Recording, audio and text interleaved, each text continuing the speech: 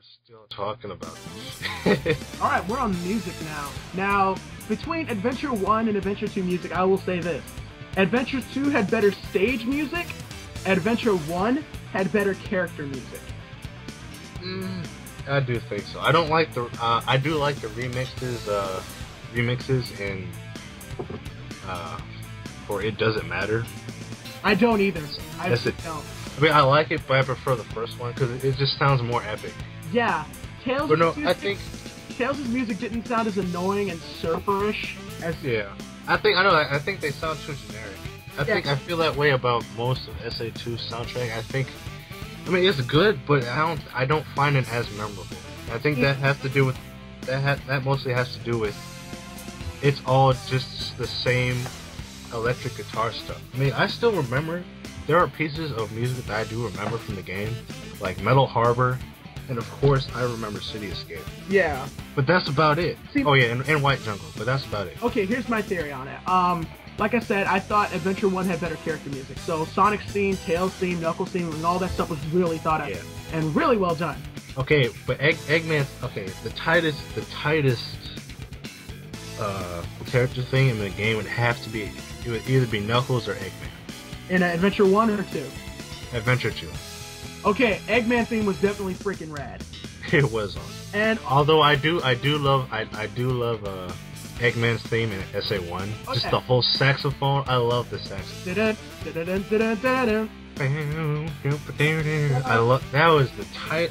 When I first heard that, I was like, "Holy shit! This is Eggman's theme." Mm-hmm. He went from like Imperial Barch to just sexy saxophone. It was amazing. I know, it's really rad. But as far as Adventure 2 goes, I will say I did love Rouge's theme. Oh, Flying to Freedom. I actually do have that on my iPod. I do. I have most. I have every Sonic major title theme music on my computer. I have all of SA1 soundtrack, but I only have Knuckles, Rouge, and Eggman's music. I have the stuff from Crush 40, from SA2, but that's about it. Like I said, I don't really remember many tracks from. Okay, here's where I'm gonna go out on a limb here. I thought that Adventure 1's stage levels were pretty forgettable. You thought so? Why? The only ones in Adventure 1 that I remember for the stages were Radical Highway. I mean, no, that's Adventure 2. What's the... Yeah. That's wrong highway. What's that's the wrong one in, it's... Wrong highway. Huh? I said that's wrong highway, buddy. Speed Highway, right? Yes. There you go. That one, I remember that song. I remember all of them, to be honest. I like Skydeck's music.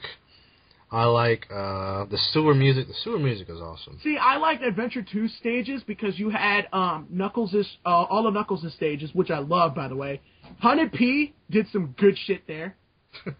Really? I honestly didn't care except for Pumpkin Hill. Okay, no. I like Pumpkin Hill. Pumpkin Hill was cool, but you can't tell me that the instrumental track to Aquatic Mine wasn't cool. Is that Rouge's level, or is that...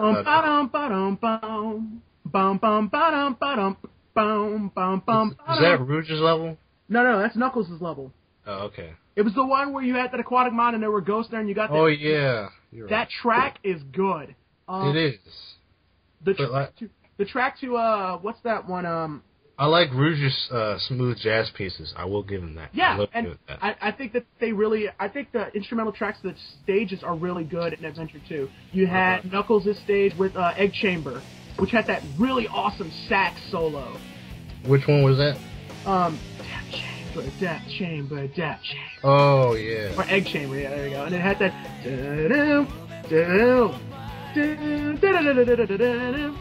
It had that really sick sax piece.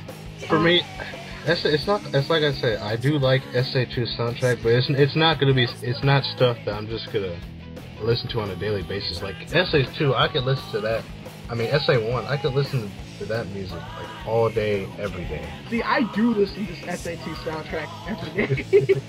And see, because I like a little bit of variety with my music. So SA2 I felt had a lot more mixing in the jazz. And you think SA2 had more variety? I do. I actually think, because you had a lot of ska. You know, you had the kind of gothic industrial music for Shadow. You had Knuckles and Rouge kind of going off hip hop and smooth jazz. You had Tails' kind of surf style, very laid back ish kind of music. You had Eggman's very I honestly wouldn't know how to title most of Eggman's stages. They just had a very kind of almost grandiose theme to them. Like the Arc stage had a really good theme. Yeah, I get where you get that from. And also, I prefer Live and Learn over Open Your Heart. No. Hell no. No. First off, I'm in a band. For those of you who don't know, and I've covered that song. Look, okay. I've covered that song live. Open Your Heart is the song that got me into rock and roll in general. Into what? Nothing. I said, Open Your Heart is the song that got me into rock music in general. It will always remain my favorite rock piece. I do love Live and Learn. Live and Learn is awesome, but it's just everything about Open Your Heart. It just seems more epic to me. Like the beginning, it like gets you hyped up. I found like the chorus. I found that to be I can't describe it with words, man. See, my thing was, I thought Live and Learn had a better instrumentation. I thought Johnny, however you pronounce his last name, did a lot more vocally. I will. No, you're right. And the guitar, although epic in Open Your Heart, I'm not saying it's not. I think it fits a little bit better in Live and Learn. And also, you had the like cool chorus, and you had that really sick breakdown. The "There's a place searching for." I will say, Live and Learn isn't as repetitive as Open Your Heart. Mm. And so I do like it for that. But no, just I don't. This is probably just my nostalgia speaking. Maybe. See, this is where I'll agree with you. Adventure 1 definitely had the better character songs, but I still stand by Adventure 2 having the better stage songs. Because you can, like, honestly, let's look at the first level of Sonic. Who remembers what better? City Escape? Or the song to City Escape, or the first song for Sonic Adventure? Bow, bow, bow. Burn, burn, burn, burn. And also, Adventure 1 had a problem of kind of just redoing old songs. I think I only found 2 instances of that. Like they did it for Green Greens. They did a remix of the first level from Sonic 3D. Mm-hmm. And that was for Windy Valley. Yeah, and they did Puppet Panic, but that's about it. Yep. There's only 2 instances of that. Oh, you know what? No, that's what I was talking about. I know they only did that twice. It's just the fact that I don't recall them doing that in Adventure 2 for stages. Yeah, that's true. Well, they did do a remix for Green Hill Zone. That's because they actually had a level. Oh, yeah. That doesn't count, though. But, yeah, I was about to say, they actually had a level for that, so... You know what I found interesting? I know this is a little off topic, but you know the song Sweet Dreams on Sonic 2006? Yeah, I know. It was originally the ending theme. You know, I didn't know that you did? Today. I just figured that out today. Well, I am a big fan of Japanese music, so I was actually... The band who... Okay, the original composer for the first 2 Sonic games, his name is Masato Nakamura. Nakamura, yeah. And he was in a band at the time. It was called Dreams Come True. And he was hired to do the music for Sonic 1 and 2. And most of his tracks in Sonic 1 and 2, they're either remixes of songs that he already did, and vice versa. Mm-hmm. So like Green Hill Zone, that actually became a love song called Marry Me. Yeah, and the same with the final boss theme. That became a love song too. Nice. I was like, how do you turn? I guess for me, I didn't pay attention. I love Sonic 2006 soundtrack. It's alright, but I never really paid too much attention to the credits, mostly because Akon annoyed me in that song. I hate Akon in general. Yeah, but he's just in the background going, remix, and I'm gonna repeat everything the Japanese girl says. And you need to listen to the original version. I have the original version. Oh, you do? I have like most of the albums. So I love Dreams Come True. Yeah, no, it's good. It's good. It's just like the reason why I didn't pick it out, I guess, before is just because, you know, Akon's on the track and I'm just like, shut the fuck up. I think my favorite song by Dreams Come True is Kesu no Kiyobi, because it's a remix of Labyrinth Zone, and Labyrinth Zone is my favorite song from Sonic 1. Oh. Yeah, I actually thought the same thing. Also, it reminds me of Got to Be Real by Cheryl Lynn.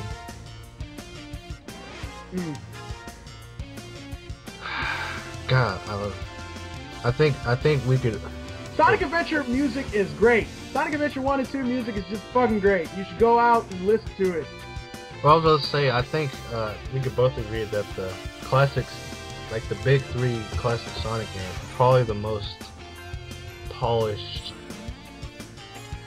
They sound good no matter what you do to them. Are you talking about the music? Yeah, they sound I'm talking about the games in general. I will say that the classic Sonic games seem to be more polished in terms of gameplay and music and stuff than the 3D games. Like, I could say that I love everything about Sonic 1, 2, and 3. Okay, here's the thing about it. I will say modern games are a little bit more polished gameplay-wise. You think so? Colors has got it nailed. I do think Colors is story, but the gameplay for Colors and Generation is perfect. You know, you got a really good speed representation of Sonic, which we haven't really seen for the longest. I honestly do wish that they would bring back the Adventure Dreamcast gameplay. Just because it was more like Adventure 2, like I noticed in Adventure 1 and 2, they actually did try to bring back classic physics into 3D, and I do appreciate that. But see, like, the one thing I think people were really asking for is, like, they want to see Sonic as, like, a speed demon. So when you put Unleash the daytime missions, and you got Colors, and you got Generations, they show Sonic in being what he is, the speed demon. Well, I think Generations, but the thing is, it's not, like, Sonic has never been just about speed. And you could definitely say that by looking at the classic games. Like, there was speed, but there was also good platforming. Oh, yeah. That's why I like Generations. It's because it had both speed and great platforming. Yeah, no, I'm not disputing that. Unleashed, I think, is... A lot of people wanted that more so than anything else, because what is Sonic? Like, when you think of the name Sonic, what's the first thing you think? A hyperspeed blue hedgehog. I do understand that. I'm just saying, just as for me personally playing Sonic the Hedgehog, it's like speed. It was the main focus, but it was more to that. Oh yeah. No. Like, from what I've seen from Unleashed, it looks fun, but it also just looks too linear. It's boring. The storyline is boring and dumb. I'm gonna say that. It's actually not very original. Sonic Advance did it first. Not only Sonic Unleashed. Sonic Unleashed just aired at the warehouse. Dude, it's not even that bothers me. It's the fact that the plot pretty much goes, the world's gonna get destroyed at some point, no matter what. And they don't even really talk about that.